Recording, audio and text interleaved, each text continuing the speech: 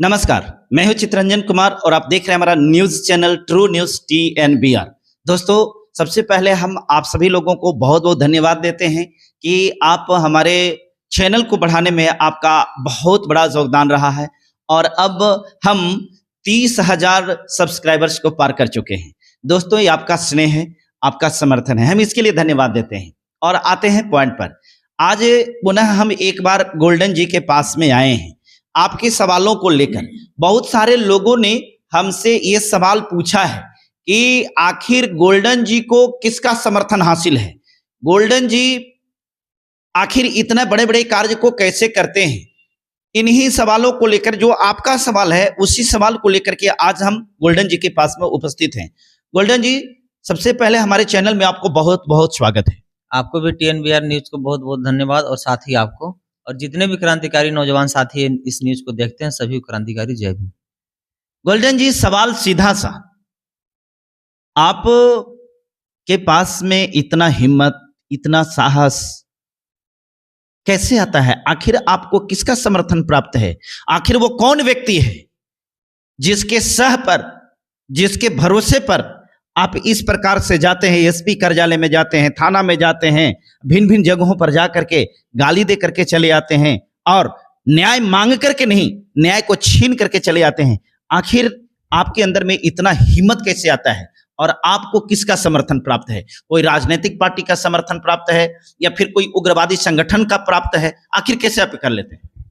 देखिए मीडिया महोदय, बात रहा संरक्षण का, बात रहा हिम्मत का, तो मैं आपको बता देना चाहता हूं कि उग्रवादी और आतंकवादी जो हम लोग बाबा साहब के मानने वाले हैं और बाबा साहब के संविधान को हम लोग मानने वाले हैं। बात रहा है हिम्मत का, तो ये बात सच्चाई है कि गोल्डन दास अकेला कुछ नहीं कर सकता है। गोल्डन दास को पूरे भारत के हर एक राज्य के कोने कोने में गोल्डन दास का समर्थक है और उन्हीं के सह पर, उन्हीं के दम पर हम न्याय छीनने का काम करते हैं। ऐसे भी कहावत है कि मांगने से भीख मिलता है और लड़ने से अधिकार। और बात रहा हिम्मत का और हौसला के और गाली देने का, तो जैसा को तैसा हमको जवाब देने आता है। और जिस दिन हम किसी भी राज्य में ऐलान कर दिए कि फलाने राज्य में, फलाने जिला में इतना तारीख को मेरा आंदोलन है, तो मैं आपसे वादा नहीं, मैं चैलेंज करता हूं कि भ्रष्ट पुलिस प्रशासन को और सरकार को औकात दिखाने का हम काम करेंगे। तो गोल्डन जी, ये तो बात आपने कहा कि हमको समर्थन जो प्राप्त है, पब्लिक का समर्थन प्राप्त है। आपकी अभी उम्र उस लायक भी नहीं हुआ है कि कहा जा सकता है कि आपके अंदर में मैच्योरिटी है। आप मुश्किल से 22-23 साल उम्र करीब आपकी हो रही होगी और इस उम्र में आखिर पब्लिक को इतना समर्थन आपका हासिल हो गया, आखिर ये कैसे हुआ? कितना पैसा इसके लिए खर्च आपने किया? देखिए, बात रहा उम्र के, तो सुखदेव और राजगुरु के भी 14 साल उम्र हो रहा था, ठीक है, उनको ही फांसी हुआ था। और पैसा की बात रहा तो लड़ाई लड़ने में पैसे की जरूरत नहीं पड़ती है। किसी भी क्रांतिकारी नौजवान साथी को देखिए, नेता बनने के लिए पैसा खर्च करना पड़ता है, लेकिन समाज को लड़ाई लड़ने के लिए और मजबूती से वो नौजवान साथी जो हैं, जितने भी बहुजन समाज में हमारे जन्मे हुए हैं, उन लोग जिस दिन पाँव में पाँव मिलाकर, कदम में कदम मिलाकर रोड पर, जिसे याद कर लीजिए 2 अप्रैल 2018 के, उसमें कितने पैसे की जरूरत पड़ा था। तो लड़ाई लड़ने के लिए पैसे की जरूरत नहीं, हमारे समाज के नौजवान साथी की पड़ता है। तो एक बात ये भी तो बताइए कि आखिर तो आपको लोग इतना सपोर्ट क्यों करता है? उसके पीछे भी तो कोई वजह हो सकता है ना। और बहुत सारे हैं जो लोग दलित मूवमेंट में या दलित लड़ाई, बहुजनों की लड़ाई लड़ रहे हैं। बहुत सारे लोग पार्टी बना करके, बहुत सारे लोग संगठन बना करके लड़ाई लड़ रहे हैं। लेकिन जितना अपार समर्थन आपका हासिल है, ठीक है, और कोने कोने से जिस प्रकार से फोन आते हैं, कोने कोने से जिस प्रकार से आपके वीडियो पर कमेंट्स आते हैं, तो हमें लगता है कि आप एक पहला ऐसा शख्स होंगे इस उम्र के जिनको भारत के कोने कोने से इस कदर प्रेम और स्नेह मिलता है कि अन्य किसी को नहीं मिल पाता है। तो आखिर ये स्नेह, ये समर्थन, ये आपको इतना जल्दी हासिल कैसे कर लिए? इसके पीछे का क्या राज है? देखिए, हमारे बाबा साहब में सबसे पहले आशीर्वाद का और हमारे पीछे किसका हाथ है, मैं बताना चाह रहा हूँ कि सबसे पहले तो हमारे बाबा साहब संविधान में हमको अधिकार दिए। हमने उसको पढ़ा और पढ़कर लोगों को जन जन तक पहुँचाने का काम किया। लोगों को अच्छा लगा तो लोग पहुँचने का काम किए और स्नेह और प्यार जो दिए, उसी के कारण हम लड़ाई लड़ने का काम करते हैं। तो लड़ाई लड़ने का काम करते हैं तो ये बताइए कि जब आप थाने में जाते हैं तो थाना में जा करके ऐसे-ऐसे गाली आप दे देते हैं, अनपार्लियामेंट्री वर्ड का यूज़ करते हैं, संसदीय मर्यादा को पालन नहीं करते हैं, फिर आप कहते हैं कि हम बाबा साहब को फ़ॉलो करते हैं, तो बाबा साहब आपको गाली देने के लिए सिखाए हैं? देखिए, मीडिया महोदय, बात रहा असंसदीय और असंवैधानिक भाषा की बात, तो आप हमको एक चीज़ बताइए कि क्या थाना जो है, जो न्याय के कुर्सी पर बैठा हुआ है, क्या वो हमारे समाज के साथ अच्छा व्यवहार करता है? क्या हमारे समाज थाना को जब भी गाली देते हुए देखते हैं, तो दलित समाज को ही गाली देता है। फॉरवर्ड के हम आज तक गाली देते हुए नहीं देखे हैं। आखिर फॉरवर्ड की गाली क्यों नहीं देता और हमारे समाज को, किसी को माँ-बहन को गाली देना, किसी को पीटना, किसी को झूठा केस में फँसाकर जेल भेज देना, क्या वो संविधान के दायरे में रहकर वो करता है? तो जो जैसा करता है, उसको हमको वैसे करने आता है। हमारे अंदर अगर भगत सिंह हैं, तो हमारे अंदर सुभाष चंद्र बोस भी हैं और उन्होंने एक बताया है कि अगर कोई तुम्हें ईंट से मारता है, तो तुम उसे पत्थर से मारो। तो इसलिए आप जा करके और इस प्रकार के माने लड़ाई लड़ लेते हैं। तो आपको इसके मामले में डर नहीं लगता है? पुलिस प्रशासन है, उसके पास में बहुत सारे बल हैं, सैनिक हैं, वो जब चाहेगा तब हज़ारों हज़ार की संख्या में पुलिस को मंगा करके और मारपीट भी करवा सकता है, आपको जेल भी डाल सकता है। तो इन चीज़ों के मामले में आपको डर नहीं लगता है? देखिए, पब्लिक जिस दिन चाह जाएगा, उस दिन पुलिस प्रशासन और सरकार की कुछ औकात नहीं है। जैसे उदाहरण में आप श्रीलंका को देख लीजिए। पब्लिक जिस दिन उग्र होकर रोड पर आ गया, तो पता चला था कि श्रीलंका के प्रधानमंत्री को हेलीकॉप्टर से उड़कर भागना पड़ा था। ठीक है? और बात रहा गाली का, तो पुलिस हमारे समाज को सम्मान देगा, तो पुलिस को हम सम्मान देंगे और पुलिस हमारे समाज को गाली देगा, तो उसको हम गाली देने का काम करेंगे। अरे तब भाई वो पुलिस है और आप पब्लिक हैं, माने पुलिस मारेगा तब भी पुलिस को मारिएगा? हाँ, बिल्कुल, बाबा साहब संविधान में आईपीसी 96 से लेकर 106 तक लिखे हुए हैं कि पुलिस अगर आपको गाली देता है, तो आप भी पुलिस को गाली दीजिए। अगर पुलिस आपको माँ को गाली देता है, तो आप भी उसको पुलिस को माँ को गाली दीजिए। अगर पुलिस आपको एक लाठी मारता है, तो आत्मरक्षा के लिए आप भी उसको एक लाठी उसके बदले में मार सकते हैं। और जिसको लगता है कि ये जानना है, तो 96 आईपीसी से लेकर 106 तक गूगल पर सर्च मार के आप देख सकते हैं और पढ़ सकते हैं और उसके तहत प्रशासन को भी मुंह तोड़ जवाब दे सकते हैं। आप तो ऐसा बता रहे हैं गोल्डन जी कि ढेर के आप मुंह बंद करवा दीजिएगा, ढेर के दांत तोड़वाइए दीजिएगा। पुलिस मारेगा, हमको पुलिस मार रही है, हम भी पुलिस के मारेंगे, तो हम अकेले हैं, वो 10 के साथ में है, हैं? दूसरी बात हम निहत्थे हैं, वो लाठी डंडा लिए हुए है, तो मार करके थुथुना बैंड कर देगा ना जी। देखिए मीडिया महोदय, बात रहा मारने का और पुलिस प्रशासन के, तो ये पुलिस प्रशासन को कानून में या संविधान में कहाँ लिखा हुआ है कि तुम जाओ पब्लिक को और लाठी से पीटो, जाओ पब्लिक को और माँ बहन को गाली दो। पुलिस का काम है कि अगर कोई गलत कर रहा है, कोई ज्यादा शोषण जुल्म अत्याचार बलात्कार हत्या कर रहा है, उस पर कानूनन तुम कार्रवाई करो और कार्रवाई करने के साथ साथ तुम उसको जेल भेजने का काम करो। सजा देने के लिए और रिहाई करने के लिए न्यायालय ऑलरेडी है। तो सब चीज का सीढ़ी बनाया हुआ है। तो पुलिस को ना संविधान में मारने का अधिकार दिया गया है, ना ही गाली देने का अधिकार दिया गया है। तो पुलिस किसके तहत हम लोग के माँ बहन को मारने का काम करता है और झूठा केस में जेल भेजने का काम करता है। और बात रहा मारने का, तो हम बता तो रहे हैं कि IPC 96, IPC 97, IPC 98, IPC 99, IPC save और आईपीसी 101, 102, 103, 104, 105, 106 गूगल में कोई भी सर्च मार के देख लीजिए। आपको आत्मरक्षा के लिए इतना ही नहीं अधिकार दिया गया है। अगर आपके घर पर कोई दुश्मन अगर हमला किया है या कोई इज्जत लूटने गया है, तो उसके बीच आप उसको अगर मर्डर भी कर दीजिएगा, आप पर एफआईआर नहीं बनेगा।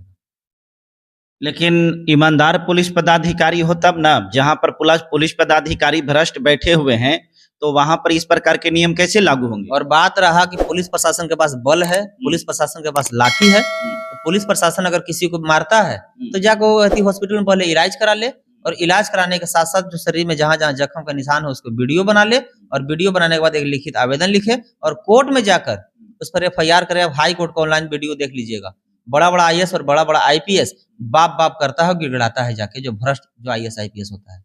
इसलिए कानून से ना कोई बचा है ना कोई बचेगा। जिस उदाहरण में देख लीजिए, दिल्ली के भी मुख्यमंत्री जेल में है, झारखंड के मुख्यमंत्री जेल में है, हमारे बिहार के लालू यादव जी भी जेल में गए हैं। तो इन लोग से ये थी आसाराम बापू को देख लीजिए, बाबा राम रहीम को देख लीजिए, तो बड़ा से बड़ा और छोटा से छोटा यदि अमेरिका के राष्ट्रपति जेल में चल गए। पाकिस्तान के प्रधानमंत्री जेल चल गए, तो ये भ्रष्ट पुलिस प्रशासन के और झोला छाप दरोगा एसपी के क्या औकात है? अच्छा, एक बात ये बताइए, आप सब पुलिस प्रशासन की झोला छाप का कह देते हैं? सब नहीं बोल रहे हैं हम, लगभग पुलिस प्रशासन चोर है, जिसका सबूत हमारे पास मिलेगा मीडिया महोदय। मैंने पुलिस प्रशासन चोर है, हाँ लगभग, तो उसको चोर को पकड़ने का काम है, आप उसी को चोर कर। लगभग पुलिस प्रशासन और लगभग IAS IPS लगभग चोर है, जिसका सबूत जब कहिएगा तब हम देने को तैयार हैं। और बात रहा पुलिस प्रशासन को पकड़ने का काम है, तो पुलिस प्रशासन जात देखकर FIR करता है, जात देखकर गाली देता है, जात देखकर पीटता है और जात देखकर गिरफ्तार करके जेल भेजने का काम करता है और जात देखकर बचाने का भी काम करता है। इसका भी डाटा पूरे भारत का हमारे पास मिलेगा। यदि सुप्रीम कोर्ट का देख लीजिए, सुप्रीम कोर्ट में भी जाति पाति कूट कूट के भरा हुआ है। हेमंत सोरेन भी मुख्यमंत्री जेल गए और आपको अरविंद केजरीवाल भी मुख्यमंत्री जेल में गए, तो हेमंत सोरेन का सुप्रीम कोर्ट केस एक्सेप्ट नहीं किया और यदि अरविंद केजरीवाल को क्यों कर लिया?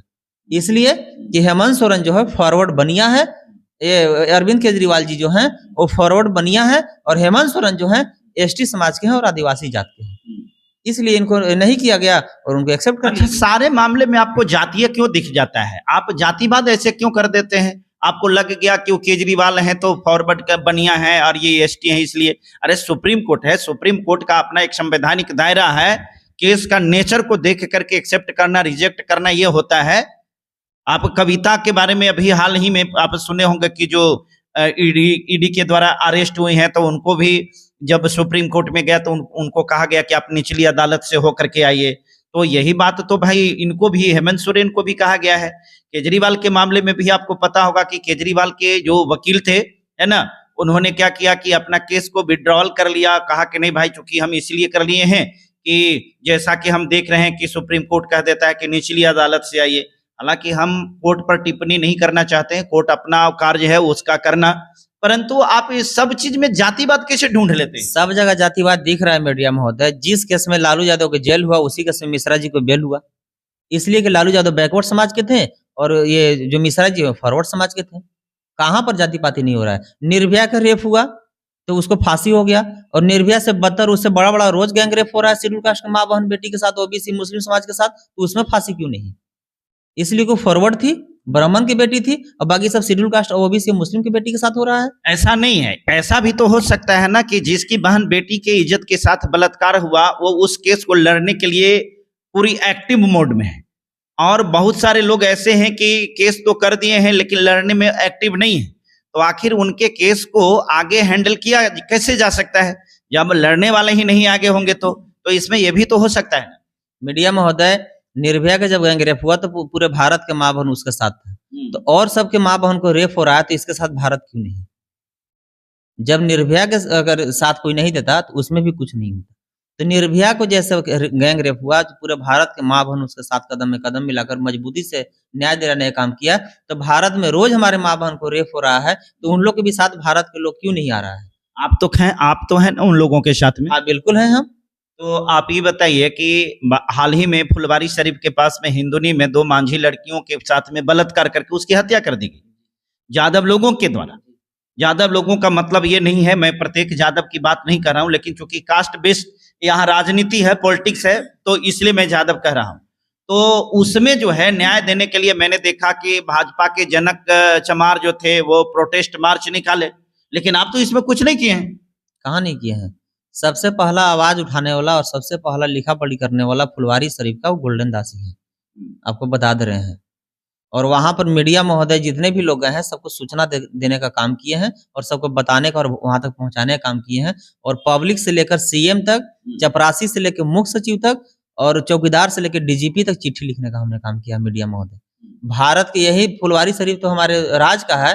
भारत के कोई भी कोना के मामला अगर हम पेपर में ही पढ़ते हैं तो उसको लिखने का और आवाज उठाने का काम करते हैं, और उससे भी अगर न्याय नहीं मिला तो सीकड़ और ताला लेकर वहां पहुंचते हैं और न्याय छीन कर उस माँ बहन को, उस समाज को आंचल में डालने का काम करते हैं। मेरे इतिहास को आप देख सकते हैं।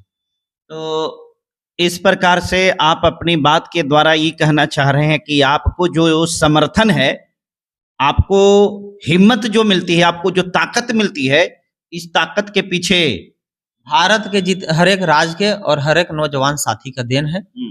और ये तो बात सच है कि गोल्डन दास अकेला कुछ नहीं कर सकता है। तो आज भारत के हर एक कोना से, भारत के हर एक राज्य से, भारत के हर एक जिला से गोल्डन दास को स्नेह, प्यार, सम्मान और ताकत मिलता है। और उसके बदौलत मैं कह तो रहा हूँ कि कल अगर ऐलान कर दिया कि फलाना राज्य में फलाना जिला बंद, तो बंद हो जाएगा एकदम बंद। हाँ, आप आजमा लीजिएगा, कभी अगर वैसा लगेगा तो आप लोग पूरा मीडिया महोदय जितने भी आइएगा प्रेस कॉन्फ्रेंस में, किसी भी राज्य को हम बता रहे हैं, हम जिस राज्य में जाकर ऐलान करके जाते हैं कि फलाना जिला में हम एसपी को घेरेंगे, तो एसपी भाग जाता है। एसपी भाग जाता हाँ, भाग जाता है। क्यों भाग जाता है? इसलिए वो जानता है कि गोल्डन दास जो एट्रोसिटी पूरा पढ़ा हुआ है, सारा आईपीसी की उसको जानकारी है, और हम यहाँ गलत किए हैं, वो आएगा तो हमको लथाड़ेगा खूब। एक हम अपने वीडियो में कमेंट देख रहे हैं, आपके वीडियो पर कमेंट एक व्यक्ति किया था कि गोल्डन दास अगर पढ़ा लिखा है तो नौकरी क्यों नहीं किया? देखिए, क्या कहेंगे उनको, क्या जवाब है?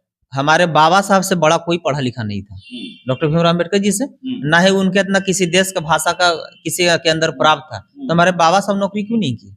हमारे मान्यवर कांशीराम साहब IAS थे। बाबा साहब नौकरी किए थे? नौकरी किए थे। कौन सा नौकरी किए थे? कई जगह पर नौकरी किए थे, जहां पर उनके साथ में भेदभाव हुआ था। बड़ौदा नरेश जो थे, बड़ौदा नरेश ने उनको स्कॉलरशिप दे करके, ये साहू जी महाराज के द्वारा स्कॉलरशिप मिला था, विदेश में जाकर के पढ़े थे। तो बड़ौदा नरेश के पास में ये एग्रीमेंट हुआ था कि जब पढ़ करके आएंगे तो आप हमारे यहाँ नौकरी करेंगे। और नौकरी के दौरान में ही इनके टेबल के साथ में चपरासी जो था, टेबल पर ऐसे फाइल फेंक करके देता था। तो नौकरी तो बाबा साहब किए थे। मान्यवर कांशीराम साहब भी नौकरी किए थे। हाँ। फिर नौकरी छोड़ दिए थे ना। नौकरी का मतलब होता है नौकर, और नौकरी वाला के मालिक होता है जनता। तो बाबा साहब बोले हैं कि नौकर नहीं, और पढ़ाई लिखाई जो है, इंसान को पढ़ना लिखना सिर्फ नौकरी ही मकसद नहीं होना चाहिए। पढ़ लिख कर लोगों को न्याय दिलाना और हक अधिकार को बताने का और दिलाने का काम करेगा। सबसे अगर सच्चे इंसान कोई है तो उसी को हम मानते हैं। मान्यवर कांशीराम साहब IAS थे, उनको क्या चीज की कमी था? कोई ऐसा सुख था कि जो उनको नहीं मिल सकता था?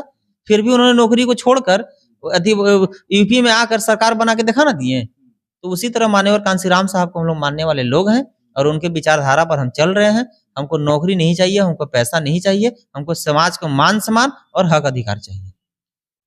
बहुत बहुत धन्यवाद। आप देख रहे थे गोल्डन दास के साथ में बेबाकी से अपनी बात को इन्होंने प्रस्तुत किया आपके बीच में। और जो प्रश्न था कि आखिर गोल्डन दास को समर्थन कहाँ से है, आखिर गोल्डन दास को हिम्मत कहाँ से मिलती है इस प्रकार के कार्य करने का, तो उसका जवाब ये इन्होंने अपनी बेबाकी के साथ बेबाक अंदाज में दिया है।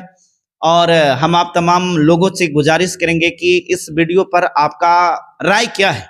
इनको जो भारत के प्रत्येक कोने कोने से जन समर्थन प्राप्त हुआ, ये इनकी शक्ति है और यही इनका हौसला है। आप इस पर अपनी प्रतिक्रिया जरूर दीजिए, और जो लोग हमारे चैनल को अभी तक सब्सक्राइब नहीं किए हैं, कृपया सब्सक्राइब कर लीजिए और इस खबर को जन जन तक जरूर पहुंचाइए। बहुत बहुत धन्यवाद, शुक्रिया।